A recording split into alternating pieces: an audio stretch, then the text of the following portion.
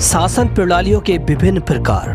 राजनीतिक व्यवस्था दुनिया के हर समाज में हमेशा से रही है, किंतु सरकारों या शासन प्रणालियों की संरचना हमेशा एक सी नहीं रही है। शासन प्रणालियों के विभिन्न रूप देखे जाते हैं जो वर्तमान में भी मौजूद हैं। इसे निम्नलिखित रूप से वर्गीकृत किया जा सकता है।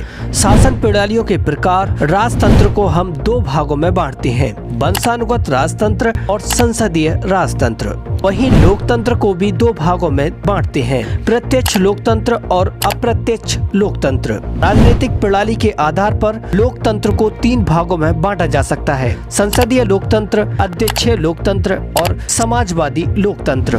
राजतंत्र यह प्राचीन शासन प्रणाली थी। वर्तमान में कुछ सुधारों के साथ यह अभी भी कई देशों में लागू है। इसके दो प्रकार हैं। वंशानुगत राजतंत्र, जब शासन की संपूर्ण शक्तियां वंशानुगत रूप से एक ही व्यक्ति के हाथ में केंद्रित होती हैं, तो ऐसे शासन को राजतंत्र या तानाशाही कहा जाता है। उदाहरण के लिए सऊदी अरब और ब्रुनेई का शासन।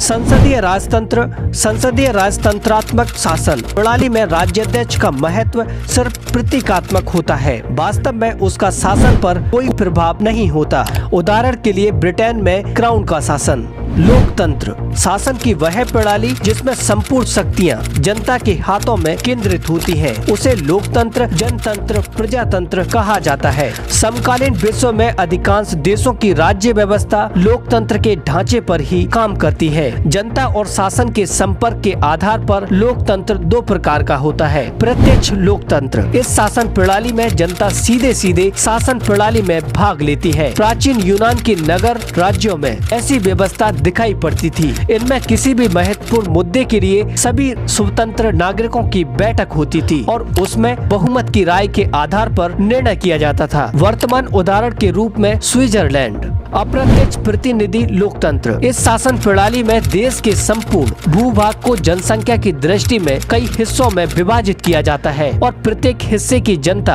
अपने प्रतिनिधि को चुनकर भेजती है। इस प्रकार जनता द्वारा चुने गए सभी प्रतिनिधि मिलकर शासन व्यवस्था का संचालन करते हैं। ऐसी व्यवस्था उन देशों में लागू की जाती है जहां की जनसंख्या इतनी ज्यादा होती है कि वहां के सभी नागरिक एक साथ बैठकर निर्णय ले सकें। भारत में वर्तमान में प्रत्यक्ष लोकतंत्र की व्यवस्थाएं लागू नहीं है, किंतु पिछले कुछ वर्षों में चुनाव सुधारों के पक्ष में चलने वाले आंदोलनों ने ऐसी कुछ मांगे रखी थी। हाल ही में अन्ना हजारे द्वारा चलाए गए जन लोकपाल आंदोलन के माध्यम से भी ऐसी कुछ मांगे प्रस्तुत की गई थी। वापस बुलाने का अधिकार, खारिज करने का अधिकार, सूचना का अधिकार, पंचायतों को अधिक शक्ति देने का प्रस्ताव, समाज द्वारा नए कानून की पहल करने की कोशिश जैसे मुद्दे इसमें शामिल थे।